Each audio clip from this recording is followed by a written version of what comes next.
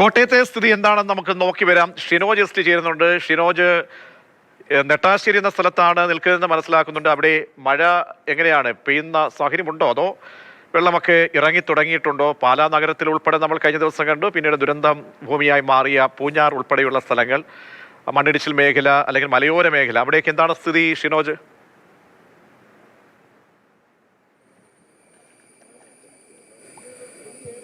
പ്രതീക്ഷ നിലവിൽ ഇപ്പോൾ മഴ മാറി നിൽക്കുകയാണ്. കോട്ടയം നഗരത്തിലാണ് നമ്മളിപ്പോൾ ഉള്ളത്, നട്ടാശ്ശേരിയിലാണ്.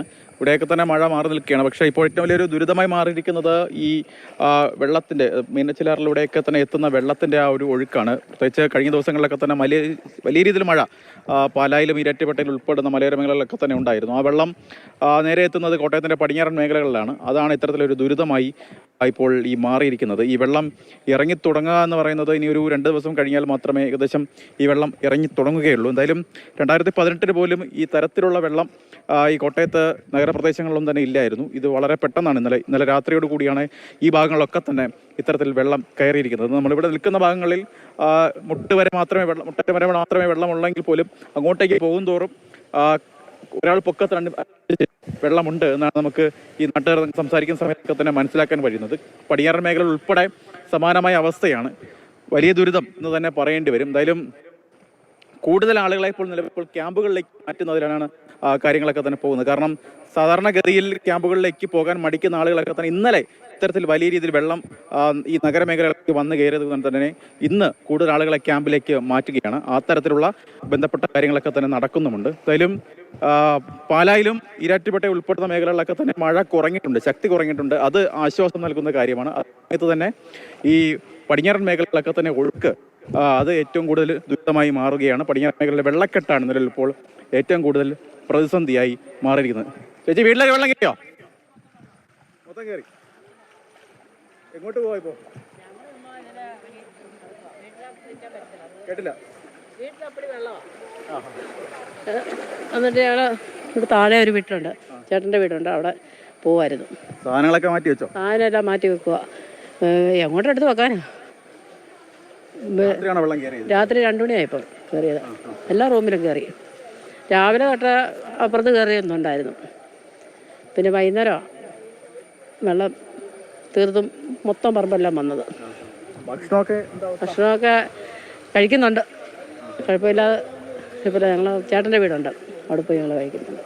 ക്യാമ്പിലേക്കെല്ലാം മാറുന്നുണ്ടോ? ഓ ഇല്ല, ക്യാമ്പിലൊന്നും പോകുന്നില്ല. ക്യാമ്പിൽ ദുരിതമല്ലേ. എന്നാലും എന്തിനാ എത്ര പേരുടെ നമ്മൾ പോയിട്ട് കാര്യമില്ല. ഞങ്ങൾ ഇന്നുവരെയും പോയിട്ടില്ല. എന്തായാലും ഇങ്ങനെയൊക്കെ ഇരിക്കുന്നു. ഇറങ്ങിപ്പോയാൽ മതിയായിരുന്നു. ഇറങ്ങുമോ? വെള്ളം വരുവാന്നല്ലേ പറഞ്ഞത്? വെള്ളം വരുവാന്നാ പറഞ്ഞത്. 2018 വെള്ളം ഭയങ്കര വെള്ളമല്ലായിരുന്നു. ആ വെള്ളം കഴിഞ്ഞപ്പോൾ അടുത്ത വെള്ളം വന്നില്ലേ. 2020 ഉണ്ടായിരുന്ന വെള്ളം, അത് കുഴപ്പമില്ലായിരുന്നു. അത് കഴിഞ്ഞിപ്പം വന്ന വെള്ളം പ്രതീക്ഷിക്കാതല്ലേ ഇത് വരുന്നത്. ഇത്രയും ദിവസം വെള്ളം വരാതിരുന്നിട്ട് ഒരു വെയ്ത്ത് അങ്ങ് പെയ്തില്ലേ. അതല്ലേ, ഇനിയൊക്കെ വരുമോ ഇല്ലയോ എന്നുള്ളതൊക്കെ പേടിയാണ്. എല്ലാവർക്കും പേടിയുണ്ട്. ഇപ്പം എല്ലാവർക്കും പേടിയുണ്ട്. താന്നിക്കാരെയൊക്കെ കണ്ടില്ല, എന്ത് പിടിയുന്നാ പിന്നെയും വരുന്നത്. ഞങ്ങളുടെ വണ്ടിയാണ് പോകുന്നത്. ഞങ്ങളുടെ വണ്ടി വെള്ളത്തിൽ കൂടെ റേഷനരി എടുക്കാൻ പോകുന്നതാണ്. ഞങ്ങളുടെ വണ്ടിയാണ് വെള്ളത്തിൽ കിടക്കുന്നത്. ശരി, ഓക്കെ. എന്തായാലും ആകെ ദുരിതമാണ്. ചേച്ചിയൊക്കെ സംസാരിക്കുന്ന പോലെ തന്നെ ഷിനോജ്, അവിടെയൊക്കെ തന്നെ വെള്ളക്കെട്ട് കുറയുമ്പോഴും പ്രധാനപ്പെട്ട പ്രശ്നം ഈ പകർച്ചവ്യാധികൾ പുറത്തുകൂടെ തന്നെ നടക്കുന്നത്. അതുകൊണ്ടാ എന്താ ചെയ്യാനാ, നാളത്തെ ഒന്ന് പ്രാർത്ഥിക്കുക അല്ലേ, അല്ലാതെ എന്നാ ചെയ്യാനാ. മതിയല്ലേ. ഷിനോജ്, ഞാൻ ചോദിച്ചത് ഈ വെള്ളക്കെട്ട് കുറയുമ്പോഴും ഈ പകർച്ചവ്യാധി പടരാനുള്ള സാധ്യതകളുണ്ട്. അങ്ങനെ ഒരു സിറ്റുവേഷനൊക്കെ തരണം ചെയ്യാനുള്ള മറ്റു മാർഗങ്ങളൊക്കെ തന്നെ ആരോഗ്യവകുപ്പിന്റെ ഭാഗത്തു നിന്നൊക്കെ ഉണ്ടോ? തീർച്ചയായും ബന്ധപ്പെട്ട മുൻകരുതലൊക്കെ തന്നെ ആരോഗ്യവകുപ്പിൻ്റെ ഭാഗത്ത് നിന്ന് ഇതിനോടകം തന്നെ നൽകി കഴിഞ്ഞു. പ്രത്യേകിച്ച് മാധ്യമപ്രവർത്തകർ ഉൾപ്പെടെ നമുക്ക് ഉൾപ്പെടെ അതുമായി ബന്ധപ്പെട്ട നിർദ്ദേശങ്ങളൊക്കെ തന്നെ ഇതിനോടകം തന്നെ നൽകിയിട്ടുണ്ട്.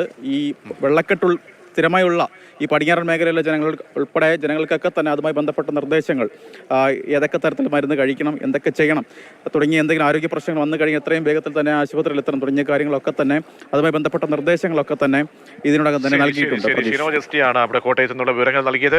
നട്ടാശ്ശേരി ഭാഗത്തു നിന്നുള്ള ദൃശ്യങ്ങളാണ് നമ്മൾ കണ്ടത്. പലപ്പോഴും നമ്മൾ ശ്രദ്ധിക്കണം, വെള്ളക്കെട്ട് ഇറങ്ങിക്കഴിയാനും മാലിന്യ പ്രശ്നം രൂക്ഷമായി മാറും. അപ്പോൾ അത് പകർച്ചവ്യാധികൾ ഉണ്ടാകാനുള്ള പ്രശ്നങ്ങൾ സാധ്യതയൊക്കെ തന്നെ നമ്മൾ മുന്നിൽ കാണണം.